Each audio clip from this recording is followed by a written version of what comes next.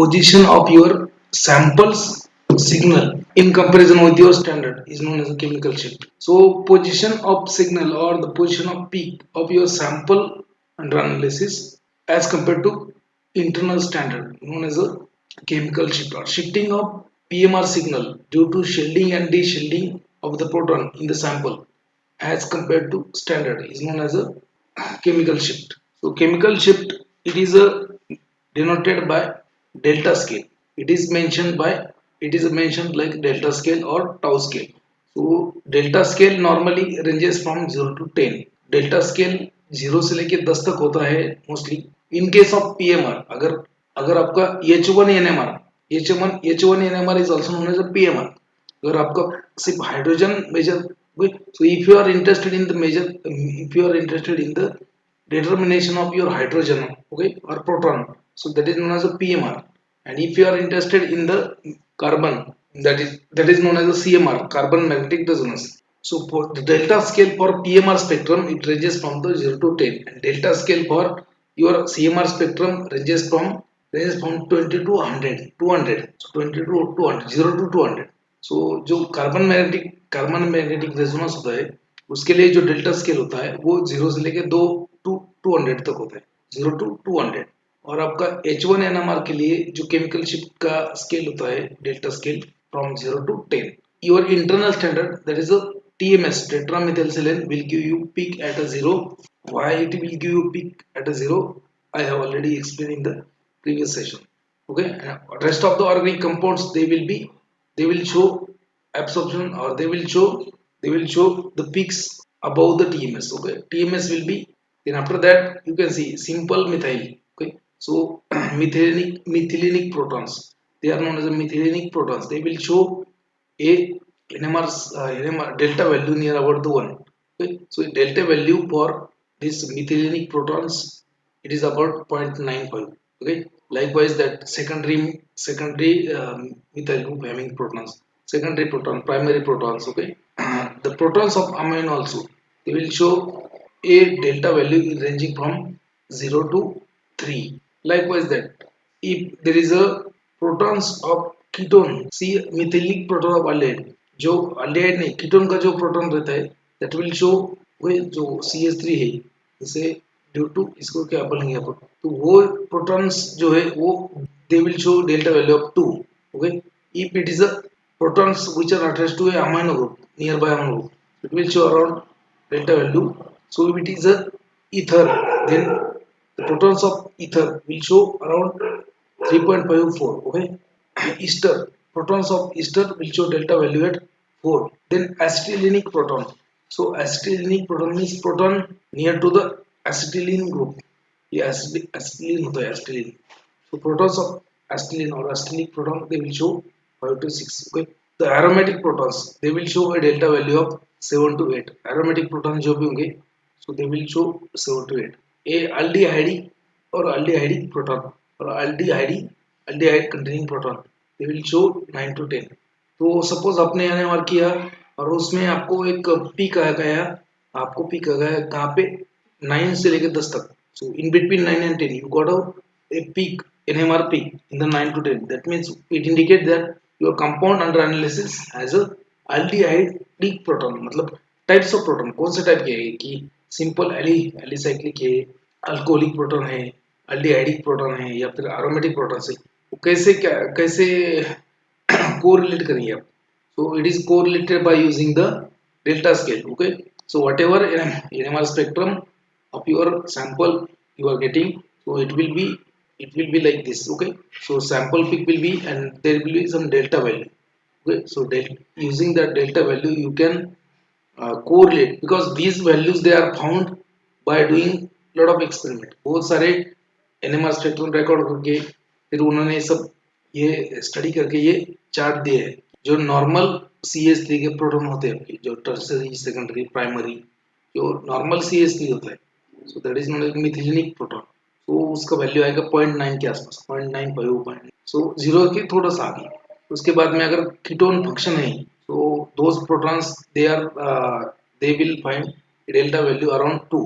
तो कीटोन अगर है आपके कंपाउंड में, उसका प्रोटॉन्स है तो नियर बाय, तो उसका 2 पे आएगा भाई, ठीक है। फिनाइल ग्रुप है, जैसे बेंजीन रिंग, जैसे टोलिन है, for example toluene, so benzene plus CH3, so those protons will also show the delta value ranging from 2 to 3, वो भी क्या करेंगे, डेल्टा वैल्यू 2 to 3 के आसपास ही दिखाएंगे। देखो लास्ट पर आपको बोलता हूँ ये it is known as a structural elucidation of compound. ये आपका कंपाउंड कौन सा है, जैसे मान लीजिए आपके कंपाउंड में सिर्फ इस टाइप के प्रोटॉन है, methylenic proton, so it will show around delta value, the peak will be around delta value 1, 0.9, 0.99, 0.95 etc. So if it is a okay, so if it is a proton containing ketone, it will show around 2. So if it is not, for like for example in case of toluene, toluene में जो protons रहते हैं CH3 के, so it will show a delta value near about 2.53. Okay, so amine जो secondary amine nearby जैसे होता है methyl amine, ये मिथाइल अमाइन, so जो अमाइन के नियर जो प्रोटॉन है वो क्या करेंगे, they will show peak at delta value 3. So ether around 3.5, ester, so protons of ester they will show around 4. Okay, acetylenic protons they will show at a 5 to 6 delta value.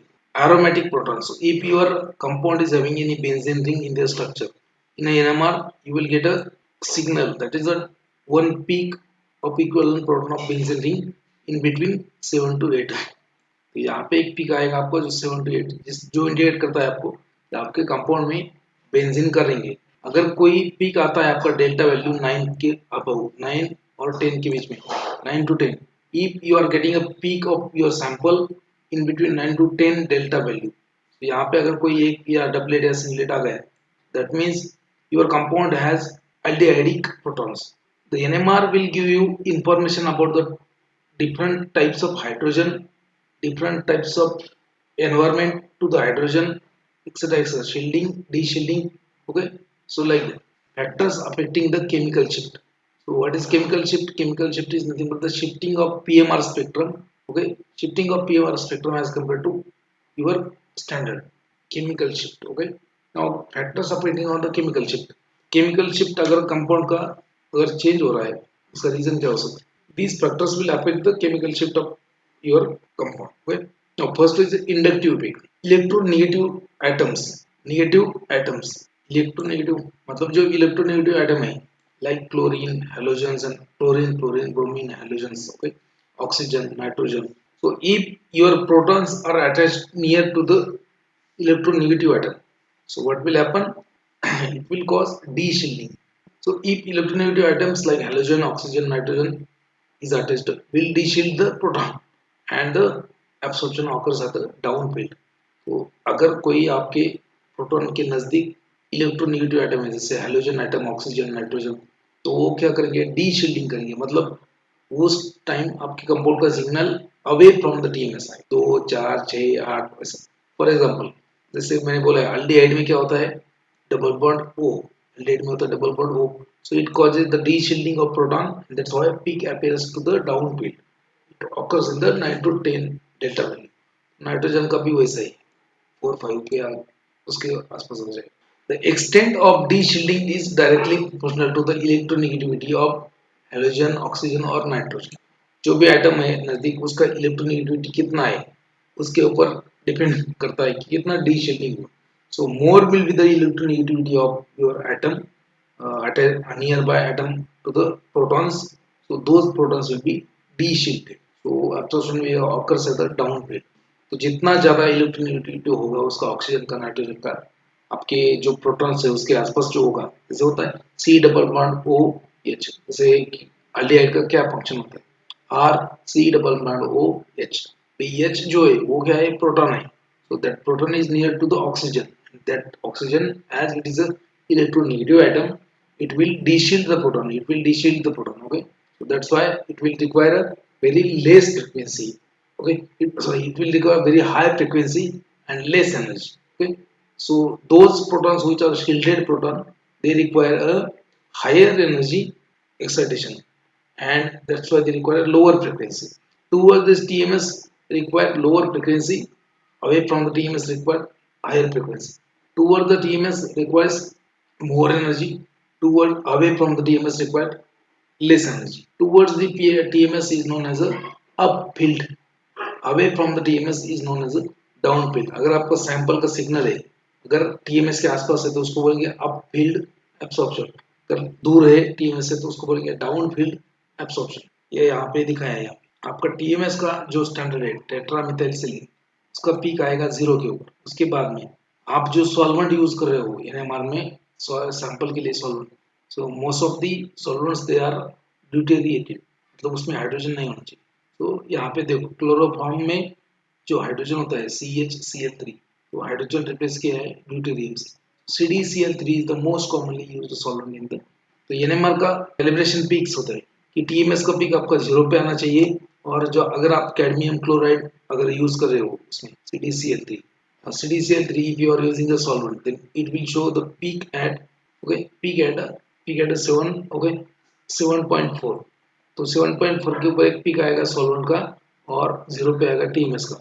अगर ये ठीक है, ये दो पीक है आते आते that means your NMR instrument is working very good और it is a calibrate. Now anything, now other compounds will show peak in between that 0 to 10, other compound will show peak between 0 to 10। now if any compound is showing peak near to the TMS, अगर कोई compound का peak कहाँ पे आता है TMS के नजदीक आता है तो उसको क्या बोलेंगे, that is a shielded proton, that is a shielded proton. और शील्डेड अगर यहाँ पे कोई मिथाइलिक प्रोटॉन जैसे आपका होता है मिथिलीन मिथाइल ग्रुप CH3, उसका प्रोटॉन का वैल्यू आएगा 0.9 0.5 ऐसा, so that is known as a upfield, that is known as a upfield or shielded proton, okay, and it will require higher energy and that's why lower frequency। यहाँ पे frequency क्या होगा, lower होगा, so high field मतलब higher energy लगता है, low frequency लगता है। if any compound is showing peak away from the TMS, जैसे मान लीजिए कि आपके कंपाउंड में aldehyde है, it will show a peak near about this near about 9 to 10। aldehyde है आपके कंपाउंड में तो उसका peak यहाँ पे आएगा 9 to 10। so if any compound is showing peak towards the TMS known as a upfield, if any compound is showing peak away from the TMS known as a downfield। downfield means de-shielded protons, okay, de-shielded proton। तो de-shielding कब होता है, जब उसको electronegative item अगर उसके नजदीक में अटैच है, if your protons are having electronegative atom near to them, एक कंडीशन हो गया।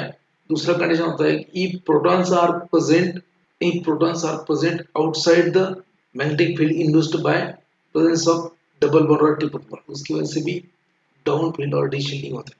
So we have seen this already। So electronegative atom like halogen, oxygen, nitrogen will de-shield the proton and absorption occurs at a down field। The extent of de-shielding directly proportional to the negativity of halogen atom or oxygen or nitrogen, okay।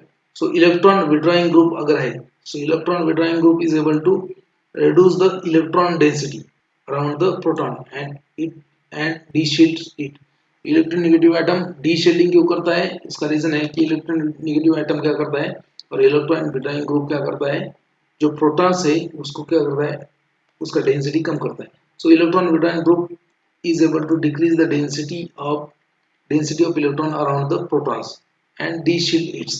that's why अगर उसका कोई shield ही नहीं, मतलब उसके ऊपर उसका कोई protection नहीं है, उसमें कोई ढाल ही नहीं, जैसे होता है ना लड़ाई करने के लिए जाए गए आप तलवार लेके, सिर्फ तलवार ही लिया आपने, अपने ढाल लिया ही नहीं साथ में, कहाँ पे भी आपको घाव होने की चांसेस ज्यादा है।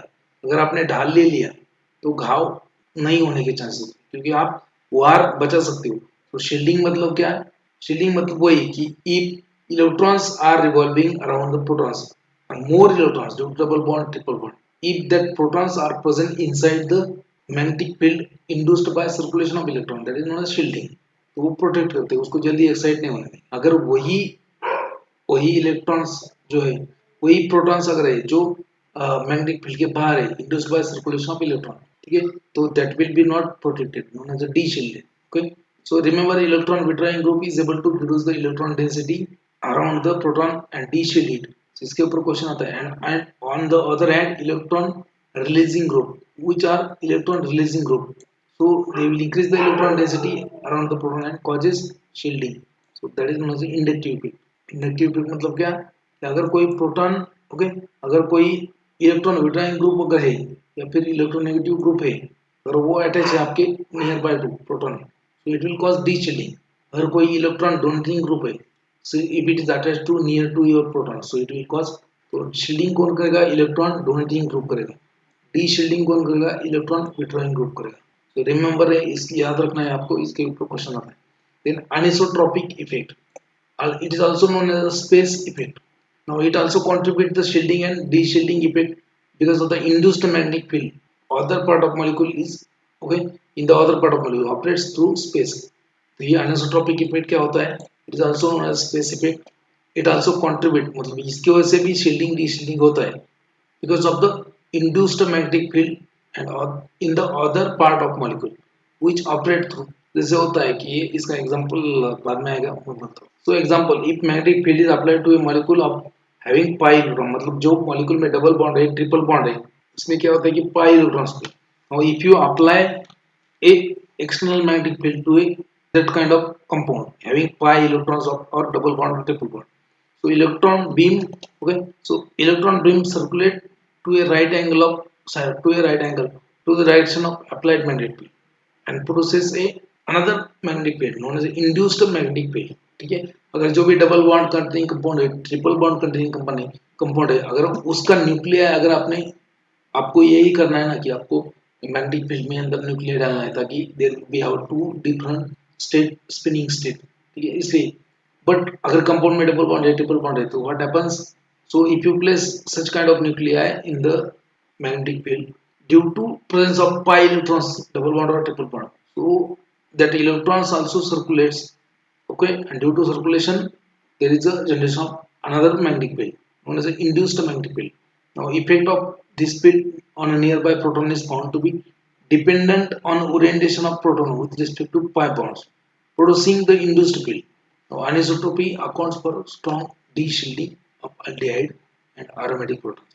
तो अगर अनिसोट्रॉपिक इफेक्ट जो है, अनिसोट्रॉपी जिसमें पाई बॉन्ड है, जिसमें डबल पाई इलेक्ट्रॉन्स, मतलब double bond triple bond, it causes the D shielding. For example in case of aldehyde, so it is aldehyde के लिए भी अनिसोट्रॉपिक डी शील्डिंग करता है, सो दैट्स व्हाई एल्डिहाइड का पिक आता है आपका 9 to 10 में, okay. And aromatic protons also, aromatic proton में भी डी शील्डिंग होता है, एरोमेटिक प्रोटॉन का पिक आता है अराउंड 6 to 7, ठीक है। Now hydrogen bonding, third factor, hydrogen bonding. If hydrogen atoms exhibit the property of hydrogen bonding in the compound, it will get de-shielded। अगर ज़्यादा हाइड्रोजन होंगे, हाइड्रोजन बॉन्डिंग ज़्यादा होगा तो de-shielding होगा due to strongly electronegative atom to each such absorption, okay, to each hydrogen and such absorption is separated to down field। मतलब ज़्यादा जितना हाइड्रोजन बॉन्डिंग होगा उस कंपाउंड में उतना de-shielding होगा। So inductive effect, then anisotropic effect and hydrogen bonding, these three are the main factors that affect the chemical shift। तो inductive effect में याद रखो, इलेक्ट्रोनेगेटिव एटम वो क्या करेगा, डी शील्डिंग करेगा, इलेक्ट्रॉन विड्रॉइंग ग्रुप क्या करेगा, डी शील्डिंग करेगा, इलेक्ट्रॉन डोनेटिंग ग्रुप जो है वो शील्डिंग करेगा। और अनिसोट्रोपिक मतलब क्या, जो जिसमें पाई पाई बॉन्ड रहे, जो पाई इलेक्ट्रॉन्स होते हैं कंपाउंड में, तो कंपाउंड कंटेनिंग डबल बॉन्ड और triple bond, so what happens in that, so when you place that compound in the external magnetic field, so due to circulation of electron also there is another induced magnetic field। Now if that proton is present inside the magnetic field, okay, so it is shielded, and if it is present outside, that is a de-shielded। So for example in case of aldehyde, or okay, so that electrons are outside the magnetic field produced by circulation of electrons, so it is causes de-shielding। तो ये space से होता है। Then again hydrogen bonding, more will be the hydrogen bonding, more will be the de-shielding। For example, now next point is nothing but the spin-spin coupling, spin-spin coupling, yes, spin-spin coupling। So splitting of signal as a result of interaction between spin of neighboring nuclei in the molecule may cause splitting of the lines in the NMR, which is known as a spin coupling। ये क्या होता है exactly, एक ही minute में आपको मैं, जैसे आपने अगर कोई एनएमआर का पीक देख लिया, वो एक्चुअली वो सिंपल पीक नहीं होता, वो उसमें कॉम्प्लेक्स होते हैं, बहुत सारे छोटे छोटे पीक्स आते हैं। Splitting of signal, normally signal कैसे आना चाहिए आपका, ऐसा सिंपल एक ही सिग्नल आना चाहिए, एक ही सिग्नल है। ये सिग्नल अगर जूम करेंगे तो ये सिग्नल कैसा रहेगा, कभी कभी ऐसा रहेगा। Actually this is only one peak, ये जो है एक ही पिक है, लेकिन ये पिक क्या होगा, स्प्लिट हो गया, इसमें बहुत सारे छोटे छोटे पिक दिख रहे हैं। So splitting of signal, spin spin coupling, splitting of signal as a result of interaction between spin of the neighbouring nuclear, जो साथ में का नियर बाय न्यूक्लियर है उसके अगर इंटरेक्शन, उसका स्पिन और ये जो न्यूक्लियर है उसका स्पिन, दोनों न्यूक्लियर का स्पिन अगर कपल हो गया तो उसको बोलते हैं spin spin coupling. So because of that spin spin coupling, there is a splitting of NMR signal. So splitting of NMR signal as a result of interaction between spin of neighboring nuclei in the molecule may cause splitting in the line of NMR, in splitting line in the NMR. तो ऐसे होता है कि which is known as spin spin coupling, which occurs through bonds not by space, which occurs through bonds not by space. तो ये explain करता हूँ मैं. For example, you have compound here 1,1,2 tribromoethane. तो 1,1,2 ट्राइब्रोमोइथेन नाम का एक कंपाउंड है आपके पास. ठीक है, अभी इसमें कितने टाइप के प्रोटॉन है? यहाँ पे एक प्रोटॉन है, ठीक है, हाइड्रोजन, और यहाँ पे दो है, मतलब तीन प्रोटॉन है यहाँ पे. अभी देखना है कि इक्विवेलेंट प्रोटॉन कौन से है, नॉन इक्विवेलेंट कौन से है. अभी ये ये प्रोटॉन जो है first proton, so it has a this environment, ये इसके साथ में ये एनवायरनमेंट क्या है, डबल ब्रोमीन यानी कार्बन. अभी ये जो हाइड्रोजन है उसके साथ में क्या एनवायरनमेंट है, ब्रोमीन है एक साइड पे हाइड्रोजन है, एक साइड पे कार्बन है, कार्बन हाइड्रोजन कार्बन ब्रोमीन. ठीक है, इसको भी क्या है कि एक साइड पे हाइड्रोजन है, एक साइड पे कार्बन है. So these two protons they are non equal proton. So these two protons will give you one signal and this proton will give you one signal. This two one one one two tribromoethane 112 tribromoethane, तो इसका NMR अगर निकाला सो कुछ इस तरीके से आएगा. So it will show two peaks, एक पिक ये और एक पिक ये. So but this is not a single peak. इसमें क्या है, इसको अगर जूम करेंगे अपन तो उसमें क्या रहेगा कि उसमें रहेंगे दो पिक्स. ठीक है, यहाँ पे देख रहे हो 1 and 2, you can see over. तो it is actually two peaks. तो आइडियली क्या है कि कंपाउंड ने एक ही नहीं तो होगा ना कंपाउंड, अगर आपके इसमें जितने भी हाइड्रोजन है वो सब एक ही पिक दिखाएंगे, लेकिन वैसा होता नहीं. Because so ideal what happens, it is expected that a hydrogens in the compound or protons in the compound, they should show only one peak. All protons of the compound should show only one peak. But in practice or in practical that doesn't happen. वैसे होता नहीं है. What is the reason behind that? There is a reason. Reason is that nothing but the every protons will experience a different magnetic field. Every protons will have different environment. That's why every proton will show different peak. Okay, so ideally इसमें दो ही pick देखना चाहिए. Okay, इस compound में. But अगर आपने देख लिया so compound 1,1,2 tribromoethane has a two types of proton. Okay, it will show, it is expected to have only two absorption peak, दो ही दिए. But in actual practice it show 5 peaks. Actual practice में क्या है कि 5 pick दिखता है. तो आप बोलेंगे सर क्या हमको जेड़ा बना रही है, यहाँ पे दो ही पिक है, 5 कहाँ पे. ठीक है, अगर इसको जूम करेंगे अपन तो इसमें एक्चुअली दो पिक है. this peak is of this peak is splitted into two sub peak. जैसे ये कैसा है, अभी ऐसा है, स्प्लिटिंग हो गया उसका. So this is a splitting. Again ये जो छोटा वाला पिक है, so this peak is also splitted in the three three peaks. जो फर्स्ट पिक है that is splitted in a two peaks and second peak is splitted in a three small small peaks. So known as a splitting. ऐसा split हुआ है, तीन दिख रहे हैं. और जो दूसरा वाला है मतलब सेकंड वाले में दो है. तो इसमें there is a two time splitting. इसमें दो टाइम स्प्लिट हुआ है पहले पिक में, और इसमें थ्री टाइम्स हुआ है. इसमें three times. This peak is splitted into two line. That is due to interaction of neighboring nuclei. So if spin of one hydrogen couples with the spin of neighboring nuclei, that result in the spin spin coupling, and because of that there is a splitting of NMR signal in a different lines. That is known as a spin spin coupling. And that occurs through a bond, not a space. अभी यहाँ पे मैं explain करता हूँ. अभी इसका simple rule है.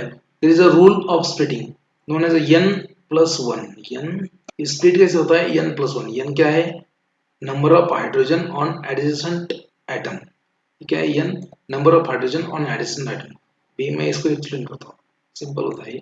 मान लीजिए कि ये प्रोटॉन है, अभी एक नंबर का प्रोटॉन.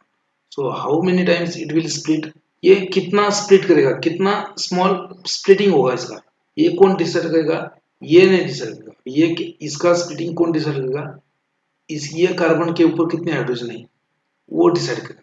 मतलब कार्बन हाइड्रोजन नंबर 1, ये जो पिक है इसका पिक जो होता है इसका स्प्लिटिंग कौन डिसाइड करता है. So the splitting pattern of hydrogen present, hydrogen number 1 will be decided by the hydrogen presents on carbon number 2.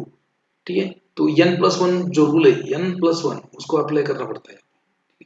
जैसे मान लीजिए अभी इसका अपने को ये हाइड्रोजन जो है वो कितने स्प्लिटिंग होगा, ये कितना स्प्लिट होगा। सो that is by the that is decided by the hydrogen present on the second carbon. अभी सेकंड कार्बन के ऊपर कितने हाइड्रोजन है, 2 हाइड्रोजन है। सो n+1, सो n+1 ऐसा रूल है। n मतलब number of hydrogen atom on a adjacent carbon. तो इसके साथ में वाले जो कार्बन के ऊपर कितने हाइड्रोजन है, 2। तो 2+1 कितना होगा, 3। So it will split in 3 times, it will split 3 times. तो दैट्स व्हाई यहाँ पे जो पिक आता है ये, so it is splitted by 3 times, it is splitted by 3 times.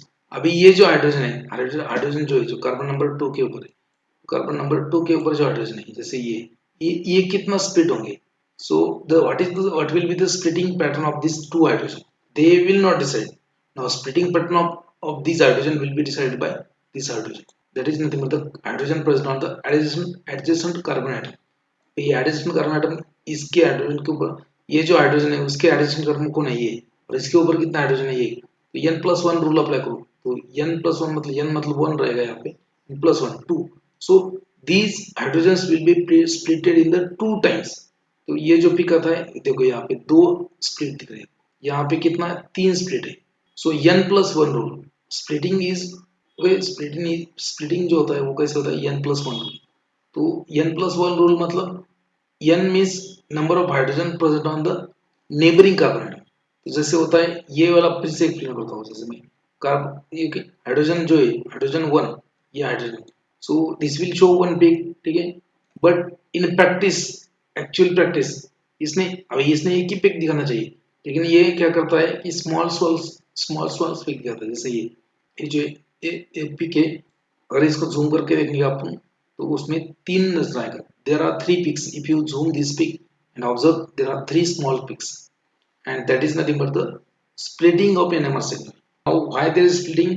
Splitting is there because the spin of this hydrogen couples with the spins of this hydrogen, and due to that there is a splitting of NMR signal. Now ये pick कितने time split करेगा, ये कौन decide करेगा, कि इसके neighbour का जो कार्बन है उसके ऊपर कितने हाइड्रोजन है, वो डिसाइड करेगा। n+1 रूल अप्लाई करो। अभी ये हाइड्रोजन के नियर बाय कार्बन के ऊपर 2 हाइड्रोजन है, so 2+1 3, so that's why it will split 3 times। अभी एग्जैक्टली अपोजिट देखो, एग्जैक्टली अपोजिट कैसे, मान लीजिए अभी ये जो 2 हाइड्रोजन है, these are the equivalent hydrogen, they will show 1 peak, ठीक है। इन्होंने एक ही पिक दिखाना चाहिए, but these will show, these will show a small 2 peaks, मतलब ये स्प्लिट होते हैं, it will split in a 2 peaks। यहाँ पे देखो ये जो है, this peak is due to this 2 hydrogen, तो यहाँ पे 2 स्प्लिट हो गए, क्यों हो गए, या 2 है इसलिए नहीं, उसलिए नहीं। तो ये स्प्लिट होता है n+1 रूल से। n+1, n मतलब क्या, number of hydrogen on neighbouring carbon atom. तो उसके नेबर, इसके नेबर में कौन सा कार्बन एटम है, ये वाला, इसके ऊपर कितने हाइड्रोजन है, तो n+1 रूल अप्लाई करो। n कितना है यहाँ पे, 1 +1 2। सो these the peak shown by these 2 hydrogen will be splitted into 2 line। तो ये स्प्लिट होता है 2 लाइन में, और ये इसका जो पिक है ये स्प्लिट होता है 3 लाइन में। क्यों, क्योंकि उसके नेबरिंग कार्बन जो है उसके ऊपर 2 हाइड्रोजन है, +1 n+1। ये वाला हाइड्रोजन है, उसकी वजह से जो पिक आता है that will B splitted in 3 lines like this, and इसकी वजह से जो पिक आता है it will be splitted in the 2 lines like this। So that is known as spin coupling, and due to due to spin coupling there is a splitting of NMR signal। splitting मतलब टूट जाना, ठीक है, splitting of NMR signal। Okay, so splitting of signal in NMR signal, okay, in NMR signal which we expect from a set of equivalent proton। जैसे होता है कि ये दोनों इक्विवेलेंट प्रोटॉन है, तो इसलिए अपन एक्सपेक्ट करते हैं कि ये एक ही सिग्नल देगा, एक ही सिग्नल देने वाला है, ठीक है। तो देता एक ही है, लेकिन वो क्या होता है, वो सिग्नल क्या होता है, टूट जाता है, स्प्लिट हो जाता है, splits in the, okay, in the NMR signal. Okay, NMR signal which we expect from a set of equivalent proton to be appearing not as a single peak but group of peaks known, okay, it is called as a, it is called as a splitting, okay। it is because of the spin coupling of the neighboring, spin coupling of the absorbing neighboring protons which is responsible for the splitting of NMR split। And splitting is, there is a rule of splitting n+1, जो n होता है, n क्या है, number of hydrogen present on the neighbouring carbon, तो number of hydrogen present on the neighbouring carbon, उसके nearby carbon पे कितने hydrogen है, उसके अकॉर्डिंगली वो इसका हाइड्रोजन वाला स्प्लिट होगा। आर यू गेटिंग और नॉट, समझ रहा है इससे, समझ लगा, समझ लगा। Splitting of NMR signal in the form of doublet, triplets, quadret depends on the neighboring proton. Okay, it is given by the Pascal triangle. One can verify that intensity ratios and of the multiplet derived from n plus 1 rule.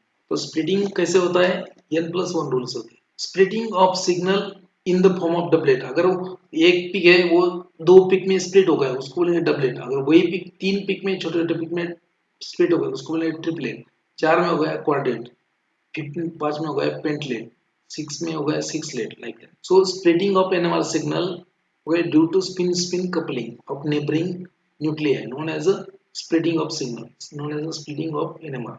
Now it depends on the neighboring proton, depends on the neighboring proton कि साथ में जो एक CH3 CH2, जैसे मैं आपको example यहाँ पे example, so splitting of signal in the form of doublet, triplet वगैरह quadret depends on the neighboring. It is given by Pascal triangle and one can verify the intensity ratio of multiplet derived from n plus 1. अभी देखो यहाँ पे क्या है, it is a NMR signal of one compound, एक compound का NMR signal है। so H1 and C13 NMR spectra of one bromobutane, पहले तो अपन NMR का ही देखेंगे, CMR का उसकी जैसे होता है, लेकिन सिर्फ डेल्टा स्केल होता है, वहाँ पे कार्बन का मेजर करते हैं, यहाँ पे हाइड्रोजन का मेजर। कंपाउंड क्या है, वन ब्रोमोब्यूटेन, ठीक है, वन ब्रोमो, क्या होगा उसका फॉर्मूला, ये formula CH3 CH Br CH2 CH3, one bromobutane क्या है, टू ब्रोमोब्यूटेन, ये टू ब्रोमोब्यूटेन। अभी टू ब्रोमोब्यूटेन मतलब क्या, CH3 CH Br CH2 CH3, इसमें स्ट्रक्चर में कितने टाइप के प्रोटॉन है देख लो, CH3 CH Br, और स्ट्रक्चर निकलेंगे उसका थोड़ा सा क्लियर हो जाएगा। CH3 CH2 CH3 CH Br CH2 CH3, मतलब ये जो पहला जो कार्बन है उसके ऊपर तीन प्रोटॉन है, दूसरा जो कार्बन है उसके ऊपर एक प्रोटॉन है, तीसरा जो कार्बन है उसके ऊपर दो है, और चौथा में तीन है। यहाँ पे आपको देखना है कि इक्विवेलेंट प्रोटॉन कितने हैं एंड नॉन इक्विवेलेंट प्रोटॉन। देखो यहाँ पे कितने, वो ये एक प्रोटॉन का एक पिक मिलेगा, ये इसका एक मिलेगा, इसका एक मिलेगा और इसका एक पिक मिलेगा। There are four types of protons in this two bromobutane, so four four peaks आ गए, so चार पिक मिलना चाहिए आपको, ठीक है। ये एक पिक में ये रहेगा, ये दूसरा पिक, तीसरा पिक और ये चौथा पिक। तो देखो आप, ओके, तो there are four peaks of this compound, but जो जितना दिख रहा है फोर पिक्स वो चार नहीं है, ज्यादा है, ठीक है। जैसे मान लीजिए this methyl, the protons present because of this methyl, they will show peak nearby this 0.95, so it will show one peak, but in practice it is not a single peak, it is a splitted peak। ये यहाँ पे देखो splitting हो चुका है उसका, कितना split हुआ है देखो, ये एक हुआ है, ये हो गए दो, ये हो गए, इट इज अ ट्रिपलेट, कितना ये ट्रिपलेट हो गए, तीन में स्प्लिट हुआ है, क्यों, देखो अभी इसके ऊपर तीन हाइड्रोजन है, लेकिन इसका नेबरिंग कार्बन कौन सा है, ये वाला, इसके ऊपर कितने हाइड्रोजन है, दो, सो n plus 1, 2 plus 1 3 means this, the peak of this three protons will be splitted into triplets, that is accordance with the hydrogen present on the neighbouring carbon. अभी देखो अभी सेम थिंग जो CH2 के ऊपर देखेंगे, CH2 वाला जो hydrogen है, दो हाइड्रोजन CH2 के ऊपर, CH2 मतलब इसके ऊपर दो हाइड्रोजन है ना, CH2, ये इसका पिक कहाँ पे आएगा, अभी देखो इसका पिक यहाँ पे आ गया है, CH2 मतलब ये इसके दो हाइड्रोजन इक्विवेलेंट है, तो ये एक पिक देंगे। In practice ideally it should give one peak, but ये कितने पिक देता है देखो, यहाँ पे आएगी चार, एक छोटा वाला एक, छोटा वाला एक दूसरा, तीसरा और एक, तो it will split into four. तो कैसे स्प्लिट होता है फोर, देखो इसके नेबरिंग में कितने, इसके नेबरिंग में कौन सा कार्बन एटम है, ये वाला, ठीक है, उसके ऊपर कितने हाइड्रोजन है, थ्री, तो n+1 मतलब 3+1, तो फोर एक्चुअली ये it is a 5, not a 4, ये 5, 1 2 3 4 एंड 5, देखो आप पाँच है, अगर प्रॉपरली देखेंगे ना आप, पाँच दिखा रहा हूँ, 5 पाँच कौन सी, सबसे पहले आएगा आपका ये वाला छोटा इधर का एक, ठीक है, ये वाला एक, ये वाला दूसरा, वाला तीसरा, ये वाला चौथा, वाला पांचवा, So there are 5 times this peak is splitted.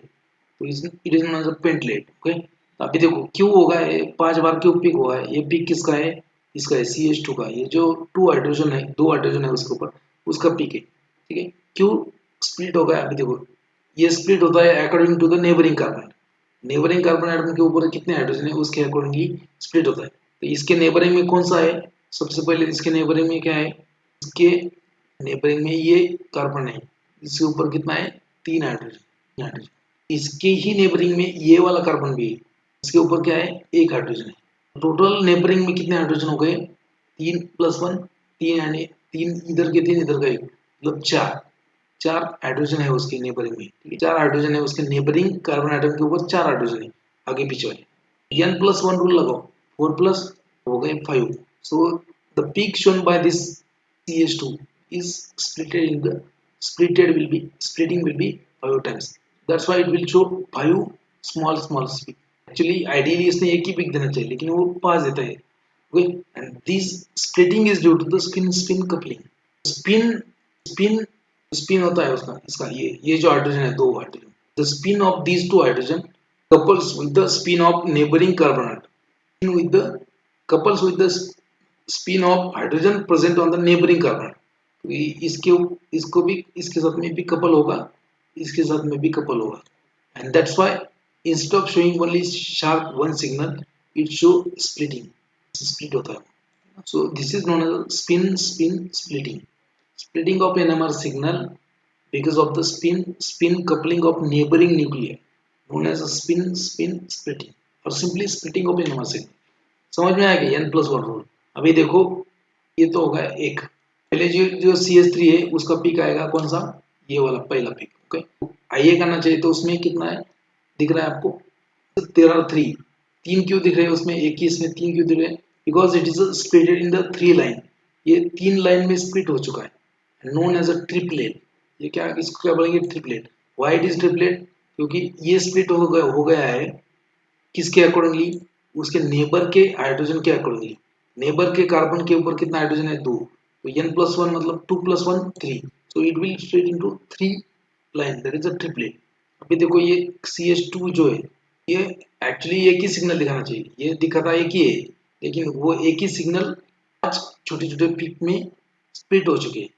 क्यों, अभी ये जो CH2 है इसके नेबरिंग में क्या है, ये कार्बन है जिसके ऊपर 3 हाइड्रोजन है, और ये एक कार्बन है जिसके ऊपर 1 हाइड्रोजन है, 3+3 एंड ये 4, सो ये 4 हो गई, यानी is equal to 4+1, so that's why this peak of CH2 will split into 5 times। तो पेंटलेट बोलेंगे उसको, पेंटलेट। अगर ये भी स्प्लिट है तो उसको बोलेंगे सिंगलेट। अगर दो दो लाइन में स्प्लिट हो गया उसको बोलेंगे डबलेट, 3 में ट्रिपलेट, 4 में quartet, pentet, sixlet. I will show you again दूसरा है। अभी आप बोलेंगे सर 2 का बताया आपने, इसका भी बोलो, तो इसका भी बोलता हूँ। अभी ये हाइड्रोजन CHBr जो है, ठीक है, ये क्या एटम पे लगा है, एक साइड पे एच लगा है, एक साइड पे Br लगा है, ठीक है। अभी इसके ऊपर एक हाइड्रोजन, तो इसका एक पिक मिलेगा, ठीक है।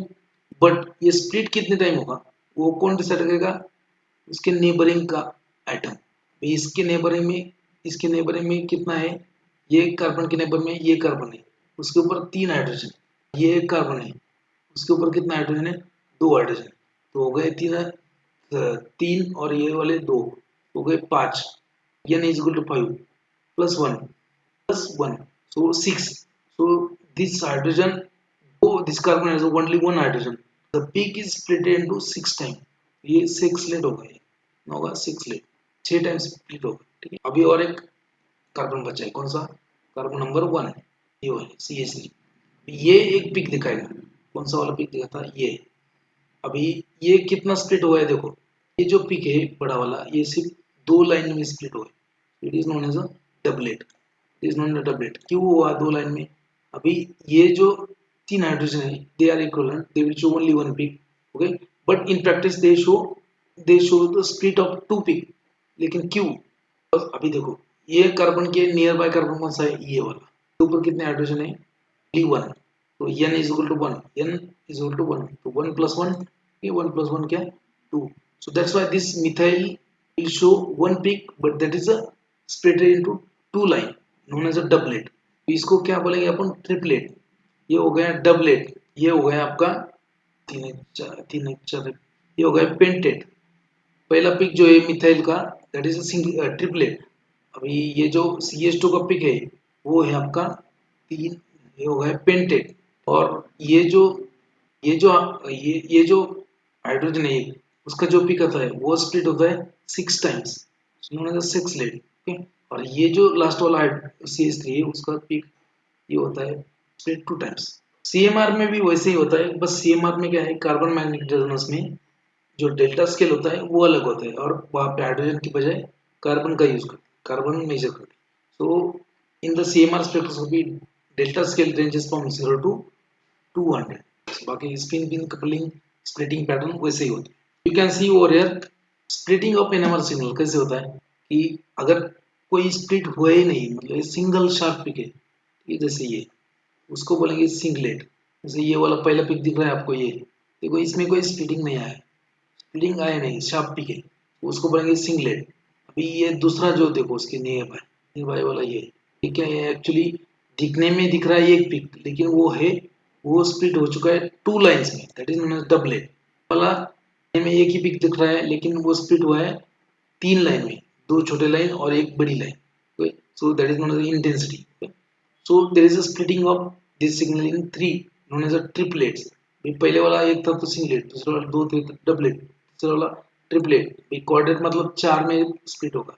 You can see over here, में देखो 4 छोटे छोटे स्प्लिट हो चुके, क्वाड्रेट। ओके, इसमें आ गया क्विनेट, क्विनेट मतलब 5, क्विनेट क्विनेट क्विनेट मतलब 5, और सेक्सलेट मतलब 6। इसमें 6 टाइम्स स्प्लिट होगा, सेप्टेट मतलब 7 टाइम्स स्प्लिट होगा। So that is known as a splitting NMR signal, and that is due to spin coupling। तो कपलिंग अगर होता है नियर बाय नेबरिंग न्यूक्लियर जो होता है, अगर उसका स्पिन और आपका जो मेन न्यूक्लियर है उसका स्पिन अगर साथ में ही कपल हो गया है, तो उसकी वजह से क्या होता है, spin spin coupling, and that result in the splitting of NMR signal like in the singlet और डबलेट और ट्रिपलेट। ओके, सिंगलेट कब होगा, अगर ये हाइड्रोजन के नियर बाय कोई हाइड्रोजन होगा ही नहीं, नियर बाय की कार्बन के ऊपर कोई हाइड्रोजन नहीं, वो सिंगलेट ही देगा। अगर नियर बाय ये जो आपका हाइड्रोजन है उसके नियर बाय अगर कार्बन एटम है, अगर उसके ऊपर एक हाइड्रोजन है तो वो स्प्लिट करेगा 2 में, तो डबलेट मिलेगा। आपके हाइड्रोजन के नियर बाय जो कार्बन है उसके ऊपर अगर 2 हाइड्रोजन है, that will split into 3, how you will get triplet. अगर आपका जो हाइड्रोजन है उसके नियर बाय कार्बन है, उसके ऊपर अगर 3 हाइड्रोजन है, that will split into 4 line because of the n plus rule as a coordinate। अगर आपका जो प्रोटॉन है उसके नियर बाय जो कार्बन है उसके ऊपर अगर इसके ऊपर अगर 4 प्रोटॉन्स है, if they are having 4 different hydrogen, so it will split into 5 lines known as a quinate। अगर 5 प्रोटॉन है उसके साथ नियर बाय में तो वो स्प्लिट करेगा 6 लाइन में, दैट नोन एज सेक्सलेट। अगर 6 प्रोटॉन है तो वो स्प्लिट करेगा 7 लाइन में, नोन एज अ सेपलेट। क्योंकि उसका रूल क्या होता है, n plus is the rule, that is the rule, that's why you will get a, instead of a single peak you are, if you observe that peak properly, so it is not a single, it is a split in a multiple lines known as a spin coupling or splitting। so देखो यहाँ पे number of neighbors, number of hydrogen on neighbors, number of hydrogen on neighboring carbon atom। अगर number of hydrogen on neighboring carbon atom 0 है तो वो सिर्फ क्या करेगा, एक ही दिखाएगा, एक ही पिक मिलेगा, उसको बोलते हैं सिंगलेट। अगर नियर बाय कार्बन के ऊपर एक हाइड्रोजन है वो स्प्लिट करेगा 2, इसमें 2 स्प्लिटिंग, उसको बोलते हैं डबलेट। अगर नियर बाय कार्बन एटम के ऊपर 2 हाइड्रोजन है तो वो स्प्लिट करेगा 3 में, लाइक 1 2 1, मतलब जो बीच में का जो स्प्लिट रहेगा उसका इंटेंसिटी ज्यादा रहता है, बीच में का ऊपर रहेगा ना पिक, तो उसका इंटेंसिटी डबल रहेगा, और जो बाकी है उसका इंटेंसिटी कम रहेगा। मतलब 1 सिंगलेट है तो 1, और डबलेट है तो 1:1 इंटेंसिटी रहेगा। ट्रिपलेट अगर है तो 1:2:1 उसका इंटेंसिटी रहेगा। अगर आपके नेबरिंग कार्बन एटम के ऊपर अगर 3 हाइड्रोजन है तो आपका जो हाइड्रोजन है वो 4 लाइन में स्प्लिट होगा, तो उसका इंटेंसिटी क्या रहेगा, 1:3:1, मतलब बीच में 2 बड़े रहेंगे एक छोटे रहेंगे 2। ये क्या है, ट्रिपलेट है। ट्रिपलेट मतलब 3 लाइनें हैं, पहले वाला एकदम छोटा लाइन है, दूसरा वाला एकदम छोटा है, लेकिन बीच में का क्या है, बड़ा है। ये बीच में का लाइन क्या है, बड़ा है। अभी ट्रिपलेट देखो यहाँ पे, ट्रिपलेट मतलब कैसे स्प्लिट होगा, ये ऐसे 1:2:1, तो इसका पहले का इंटेंसिटी 1 है, दूसरे का 2 है और तीसरे का भी इंटेंसिटी 1 है, like that. So if you are hydrogen and neighboring carbon or to that hydrogen has a 4 hydrogen, अगर neighboring carbon के ऊपर 4 हाइड्रोजन है तो पिछले वाला जो प्रोटॉन है वो कितने में स्प्लिट होगा, 5 टाइम्स. सो क्वाड्रेट, तो पेंटेड. अगर वो उसके ऊपर 4 है तो वो पेंटेड देगा. उसके ऊपर अगर 5 है तो वो देगा आपको 6 लीट. अगर 6 हाइड्रोजन आटम है तो वो देगा आपको 7 लीट. तो समझ में आया क्या, समझ लगा. Okay, now this relative intensity of splitting of signal of NMR. So if you draw, ठीक है, ये कैसे मिलेगा, ट्राइंगल मिलेगा इसका. This is known as a Pascal triangle. Okay, this is known as this is known as a Pascal triangle. Okay, so relative intensity of splitting of signal in the NMR. If you analyze this intensity, that will give you a triangle. That is known as a Pascal triangle. Pascal triangle. जैसे यहाँ पे देखो, ये compound जो already ऊपर मैंने explain किया है, दोबारा क्या करने की जरूरत. Coupling constant, the distance between peaks in a given multiplet is a measure of magnitude of splitting effect. It is known as a coupling constant and denoted by J, and value is expressed in the form of Hertz or CPS. It is independent on the applied magnetic field and depends on the molecular structure. अभी यहाँ पे देखो क्या है, singlet में तो कोई दिक्कत नहीं, डबलेट है, ट्रिपलेट है.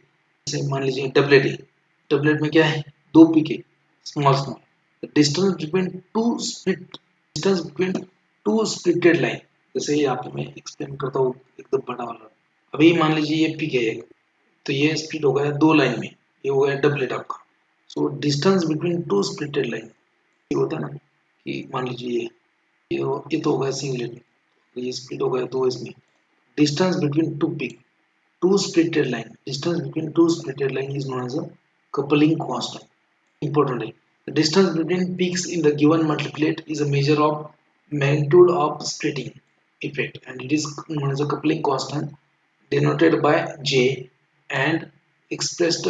Its value is expressed in the form of Hertz or CPS. It is independent on the applied magnetic field and depends on the chemical structure of your compound. You can differentiate between ortho Meta para, ortho Meta and जो बेंजीनिंग में ortho Meta para होते हैं ना, तो ortho position पे कितने hydrogen है, Meta पे कितने हैं, पैरा पे कितने हैं. तो ऑर्थो पे अगर है तो उसका कपलिंग कांस्टेंट अलग होगा, मेटा के हाइड्रोजन का कपलिंग कांस्टेंट अलग होगा, पैरा के कपलिंग कांस्टेंट अलग होगा. That's why this NMR spectroscopy can be used for to differentiate between ortho meta para, also to differentiate between geminal protons and vicinal protons. ठीक है, geminal protons and vicinal protons वो होता है, geminal protons होते हैं, vicinal protons होते हैं. उसको भी डिफरेंशिएट करने के लिए ये कपलिंग कांस्टेंट यूज किया जाता है. पीक तो उसी रेंज में आएगा, वही पीक आएगा, पीक के ऊपर आप डिफरेंशिएट नहीं कर सकते. बट स्प्लिटिंग पैटर्न जो है उसमें जो डिस्टेंस है, डिस्टेंस बिटवीन, क्या है कपलिंग कांस्टेंट, डिस्टेंस बिटवीन ए स्प्लिटेड लाइन. जैसे एक पीक आता है आपका, वो पीक अगर आपका मान लीजिए ये एक पिक है, it is split in the 3 line. ये पहली लाइन हो गई, ठीक है, ये दूसरी लाइन बड़ी इंटेंसिटी और ये तीसरी लाइन. तो डिस्टेंस बिटवीन दीज लाइंस, जैसे पहले और दूसरे में कितना डिस्टेंस है, दूसरे और तीसरे में कितना डिस्टेंस है, so that distance is known as a coupling constant denoted by J, and it indicates the, ये it depends on the structure of your compound, depend on the applied magnetic field. Okay, and it is used to distinguish between the geminal protons and vicinal protons, and also used to distinguish between the ortho meta para of the para substitution of coupling constant. It is a value which is different for geminal and vicinal proton, and therefore it can be used to differentiate between cis and trans isomer. जो cis isomer होता है वो उसका coupling constant कम होता है, जो trans isomer होता है उसका coupling constant ज़्यादा होता है. So remember, this NMR spectroscopy is also used for the differentiate between cis and trans isomer. Also, it is useful to differentiate between ortho meta para by this coupling constant. Ortho का coupling constant कम होता है, meta का उससे ज़्यादा होता है, para का उससे ज़्यादा होता है. So that is not what is the coupling constant? Nothing but the distance between two peaks, two splitted peaks. नहीं तो बोलेंगे two peaks. टू पिक नहीं, two splitted peaks. Solvent used in the NMR, तो NMR में solvent कौन से use करते हैं, सैंपल किस में डिसॉल्व करते हैं. A solvent should have certain properties. That NMR में क्या कर रहे हो आप कि हाइड्रोजन टाइप्स ऑफ प्रोटॉन ढूंढ रहे हो, it are identifying the protons, you are identifying the types of hydrogen. तो अगर आपके सॉल्वेंट में ये हाइड्रोजन होगा तो that will also interfere with the analysis. So solvent used in the NMR should have no hydrogen. Solvent used in the NMR should be absent in terms of hydrogen. It should not contain hydrogen in the molecule. That's why deuterium or deuterated solvent is used. For example, carbon tetrachloride CCl4. CCl4 carbon tetrachloride में क्या है, hydrogen का संबंध. ड्यूटेरिएटेड chloroform, chloroform का normal formula क्या होता है, CHCl3.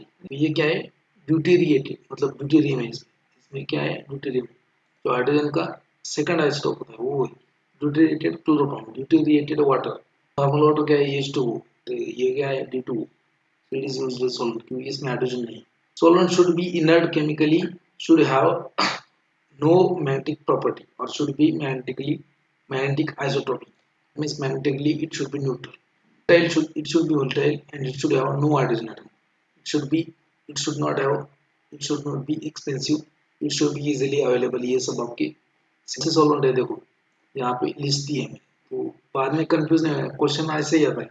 One of the following is not a suitable solvent in the NMR. तो आपको ऐसे क्वेश्चन पूछे तो उसमें यही ऑप्शन आएगा CCl4.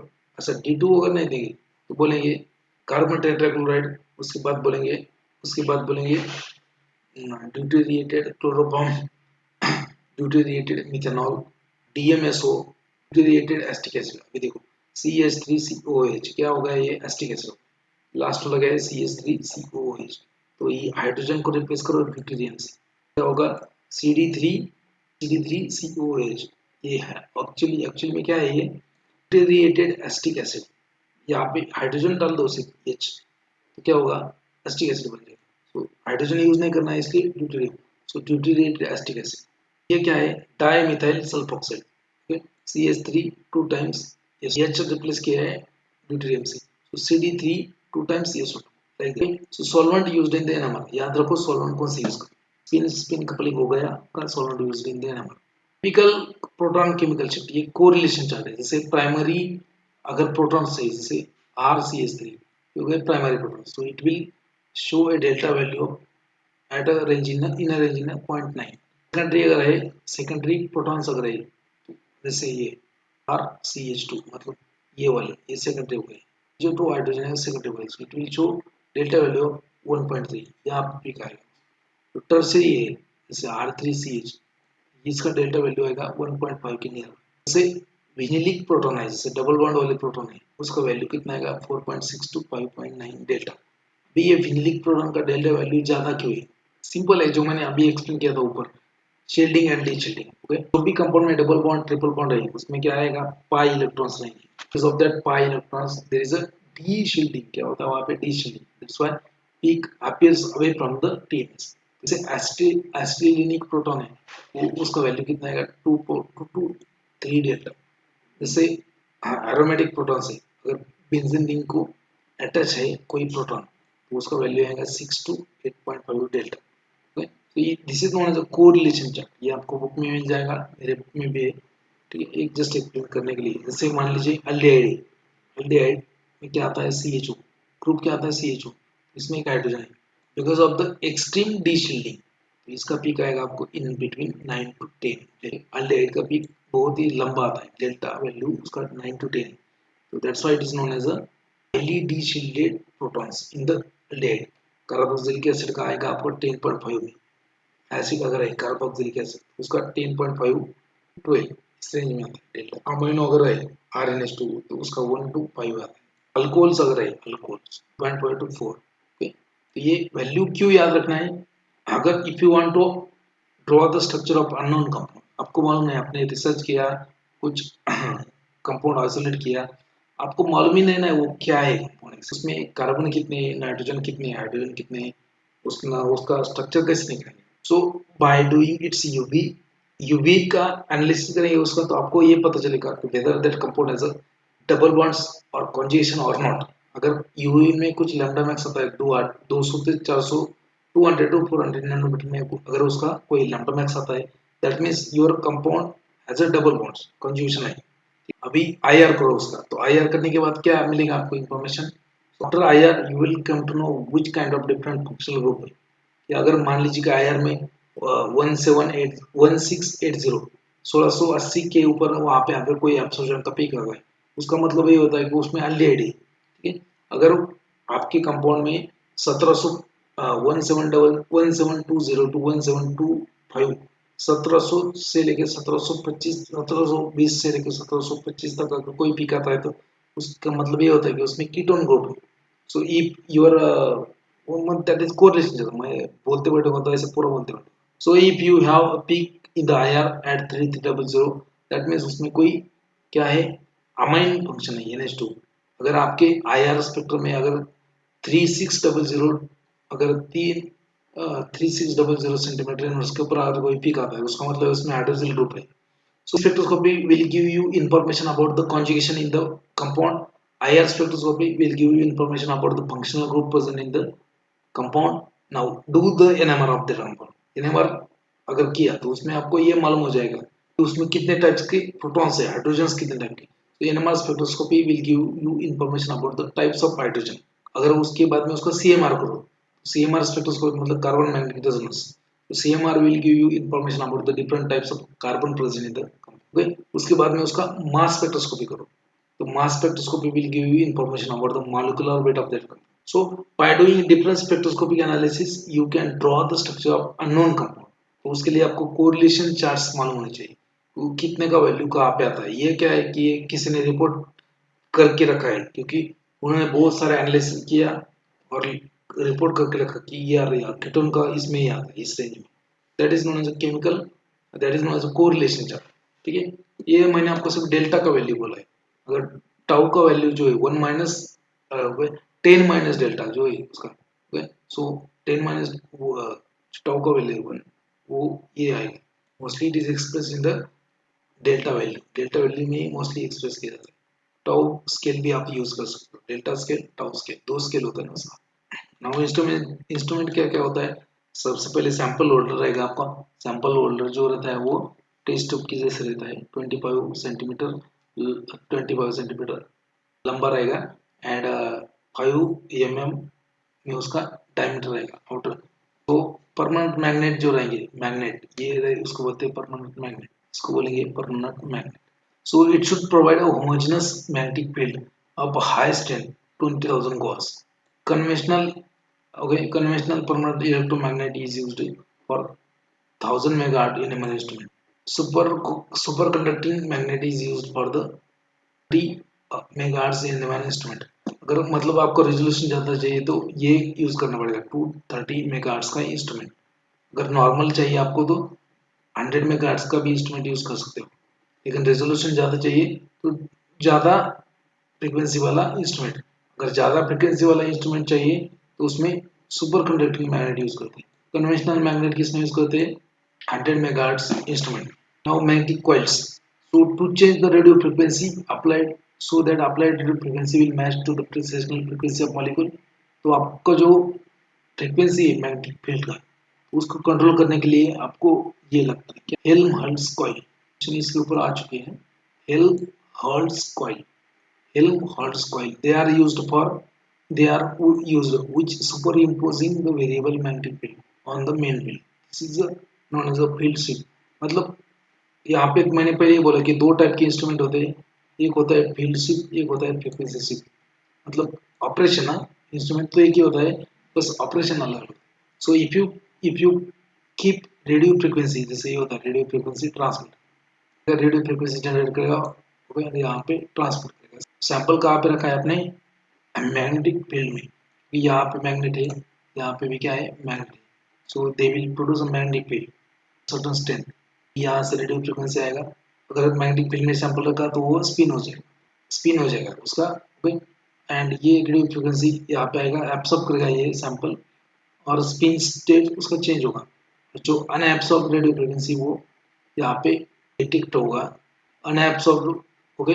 so initial frequency minus unabsorbed frequency means absorbed radio frequency and that will give you signal। radio frequency जो है अगर ये vary करते हो if you are varying radio frequency you have to keep this magnetic field constant और such arrangement is known as a frequency sweep. If you are very the frequency is variable and magnetic field is constant, then it is known as frequency sweep. Now oppositely, अगर आपका radio frequency constant है और magnetic radio frequency is constant and if your magnetic field is variable and it is known as a field sweep. क्या है? It is known as a field sweep.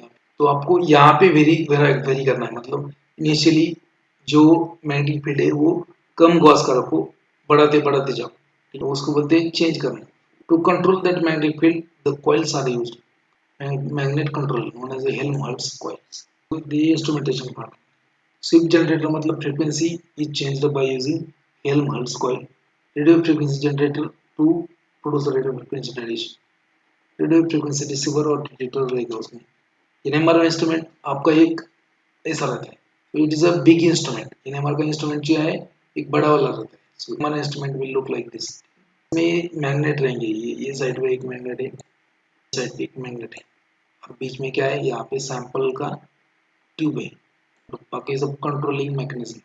बाकी बाद में इसका डाटा आपको directly computer पे मिल जाए. सबसे बड़ा instrument. So interpretation of NMR spectra. NMR और PMR signals tell you how many kind of different type of protons are present in the structure.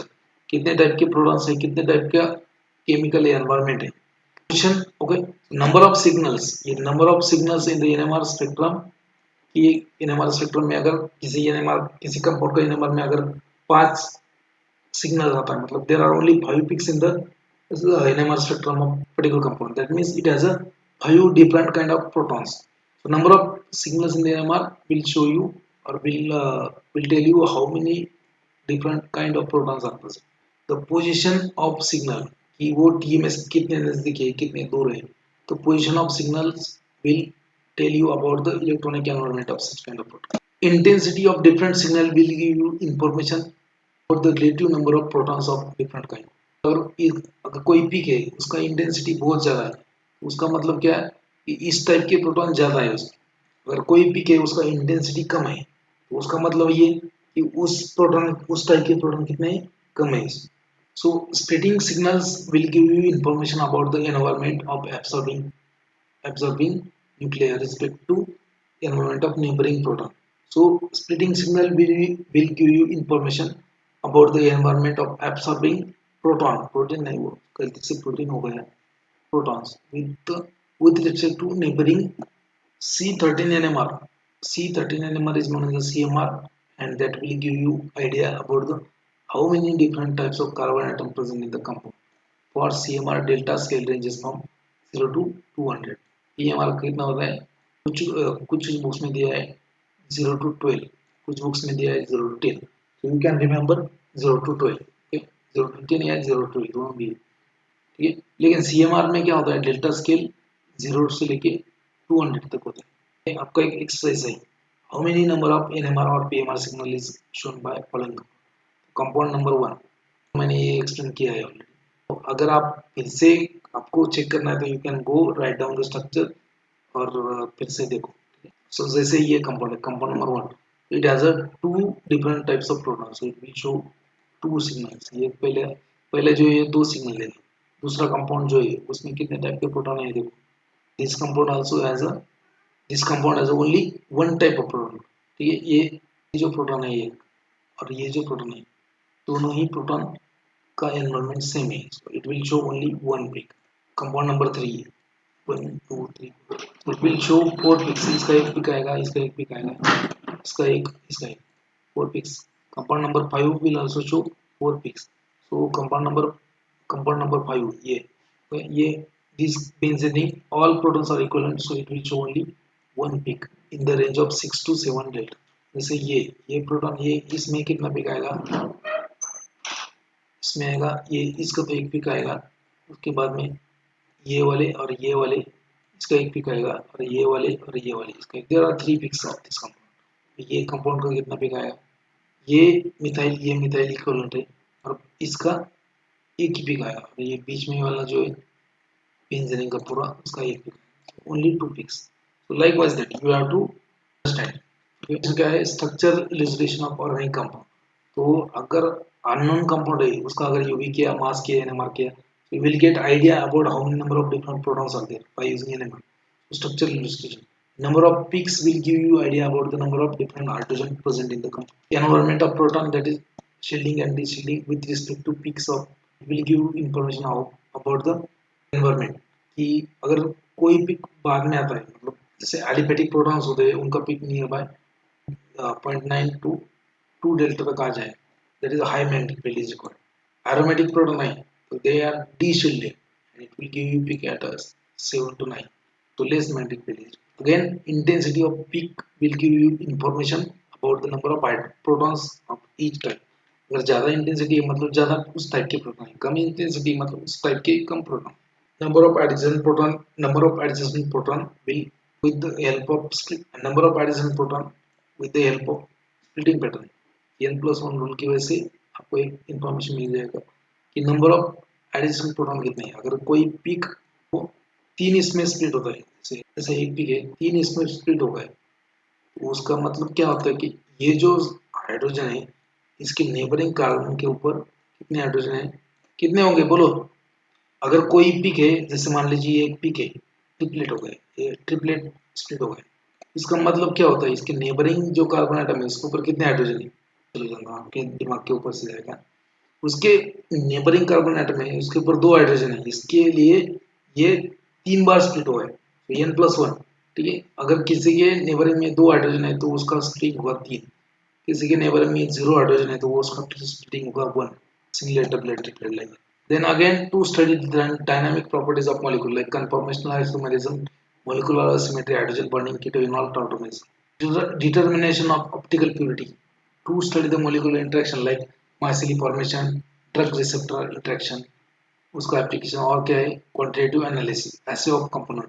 ये स्टैंडर्ड सैंपल का एनएमआर निकालो और सैंपल का एनएमआर निकालो, उसका कंपेयर करके you can use that spectra for quantitative analysis.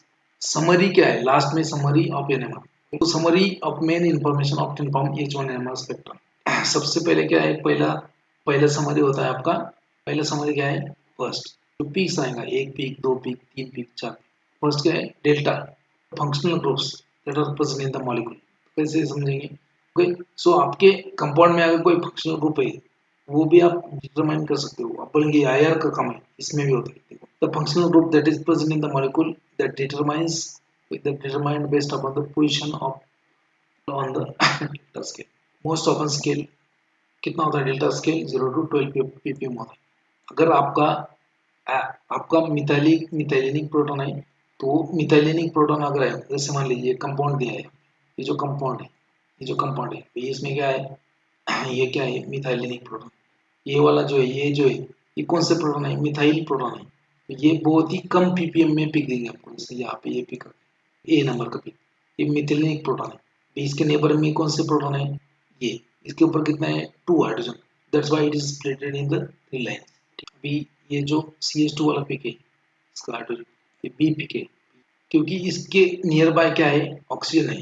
Oxygen क्या है, इलेक्ट्रोन्यूक्लियर एटम है, so it causes deshielding. That's why ये CH2 का पिक कहाँ पे आया, डायरेक्टली 4 के उस पर, बिकॉज ऑफ डीशील्डिंग. अभी देखो इसके नियर बाय कौन सा कार्बन है, ये CH3 वाला, इसके ऊपर 3 हाइड्रोजन है, तो it will split by n+1 rule 4 times. देखो यहाँ पे क्वाड्रेट है, ये पिक क्वाड्रेट स्प्लिट हुआ है लाइक दैट. अभी देखो peak number C. So again, the number of protons represented by each signal, this is measure of integration which in surface under each peak. ठीक है, अभी पीक नंबर C जो है, अभी देखो ये दो जो हाइड्रोजन है, ये और ये, they are equivalent, they will give you one peak. As this hydrogen is of benzene ring, वहाँ पे भी डीशील्डिंग होता है, इसलिए 7 के ऊपर पिक आता है. अगर ये भी देखो, D वाले पिक भी देखो, ये दोनों इक्विवेलेंट है hydrogen. will also show they will also give you one peak. ठीक है, ये 8 के ऊपर, okay, because of the benzene ring 5 bond system, deshielding is there. अभी देखो ये मिथाइल ई जो है CH3 वाला, ई पिक का है, ई पिक आया है आपका यहाँ पे, ये मिथाइलिक प्रोटॉन है. दैट्स व्हाई ये क्या है, नो नेबरिंग हाइड्रोजन. इसमें क्या है कि नेबरिंग हाइड्रोजन नहीं है, ये CH3 के ऊपर. ये स्प्लिटिंग कैसे हुआ, ये सिंगलेट क्यों देता है, ये वाला सिंगलेट ही देगा, ये सिंगल पिक आएगा. सिंगलेट, क्योंकि इसके नियर बाय कार्बन जो है उसके ऊपर हाइड्रोजन नहीं है, सो 0+1 एक ही रहेगा सिंगलेट। एंड इसके नियर बाय इलेक्ट्रोनेगेटिव आइटम भी नहीं है। आप बोलेंगे सर डबल बॉन्ड वो दिख रहा है, वो दूर है। ये देखो ये सी बॉन्ड सी, उसके बाद में वो है। So splitting splitting or that shielding deshielding occurs up to one bond। एक बॉन्ड के ऊपर अगर है तो उसके इसमें शील्डिंग डिशील्डिंग। अगर हाँ ऑब्वियसली अगर ये सी इसके ऊपर डबल बॉन्ड होता तो ये इसका यहाँ पिक आने के बजाय इधर आता। This is the information. Number of different protons, okay, NMR will give you idea about the number of different types of proton in the molecule, which is determined by number of NMR signal. Non-equal, only non-equivalent proton will give you different signal. Chemical equivalent will protons will give you only one signal. Then again, spin splitting. Tell you how many types of proton connected to neighboring carbon. Nearby में कितने types के proton है वो का आप कैसे पता चलेगा? Because of the spin splitting. Singlet, doublet, triplet. ये समरी है, जस्ट पूरा का पूरा इसका समरी एक ही स्लाइड में। पिक का मतलब क्या, डिफरेंट। देखो सबसे पहले क्या है कि इसमें ये एनएमआर स्पेक्ट्रम है, इसमें कितने पिक आए, पहला ये का आया, दूसरा इंफॉर्मेशन आपको मिलेगी कि this compound has a 5 different hydrogen. पहली इंफॉर्मेशन क्या मिली आपको, ये कंपाउंड जो है ना, ये कंपाउंड में 5 पिक्स आए एनएमआर में, उसका मतलब क्या होता है, it has a 5 different kind of protons. ये तो हो गया पहली इंफॉर्मेशन, फर्स्ट मतलब types of proton, how many number of protons आते हैं। अभी दूसरी इंफॉर्मेशन क्या आएगा आपकी, दूसरी इंफॉर्मेशन आएगी फंक्शनल ग्रुप्स। ठीक है, अभी 5 पिक्स है तो ये पिक, ये जो पिक है ये इतना नजदीक क्यों है टीएमएस के, टीएमएस का पिक तो आएगा आपका 0 के ऊपर। तो ये नजदीक क्यों है, क्योंकि ये इसके नजदीक में कोई इलेक्ट्रोनेगेटिव एटम नहीं है, ये क्या है, फ्री है, सिंपल मेथाइलिक प्रोटॉन। तो फंक्शनल ग्रुप समझ में आया आपको इसमें। अभी ये देखो ये प्रोडक्ट, ये जो है इसमें सिंगलेट आया, ये जो इसका सिंगल पिक आया और स्प्लिटिंग भी नहीं हुआ, इसका तो स्प्लिटिंग हुआ। स्प्लिटिंग हुआ इसका मतलब क्या, इसके नेबरिंग कार्बन आइटम के ऊपर कुछ हाइड्रोजन है। ये स्प्लिट कितने टाइम हुआ, जैसे मान लीजिए स्प्लिट हो गया आपका 3 टाइम्स, दैट मीन्स इसके नेबरिंग कार्बन आइटम के 2 कार्बन के ऊपर जो हाइड्रोजन है वो कितने है, 2 है। अभी ये जो पिक है ये स्प्लिट नहीं हुआ, उसका मतलब क्या है, इसके नेबरिंग कार्बन आइटम के ऊपर कोई हाइड्रोजन है ही नहीं। तो ये किसका पिक है, देखो अभी मान लीजिए इसका पिक जो है CH2 का, ये कौन सा, बी वाला, तो ये वाला पिक किसका है, CH2 का। ये स्प्लिट हुआ है कितने में, ये स्प्लिट होगा है 4 पिक में, 1 2 3 4। उसका मतलब क्या है कि ये जो हाइड्रोजन है इसके नेबरिंग कार्बन के ऊपर जो हाइड्रोजन है वो कितने, 3 है। सो likewise that, so number of peaks will give you information about the number of hydrogen. Splitting pattern will give you information about the environment to the nearby environment of proton. Position of signal, position of signal मतलब ये delta scale के ऊपर आपका signal कहाँ पे है, मान लीजिए ये यहाँ पे है, यहाँ पे है 7 to 8, तो इसका मतलब ये है कि यहाँ पे क्या हुआ है, डी शील्डिंग हुआ है due to this aromaticity. NMR will give you different kind of information.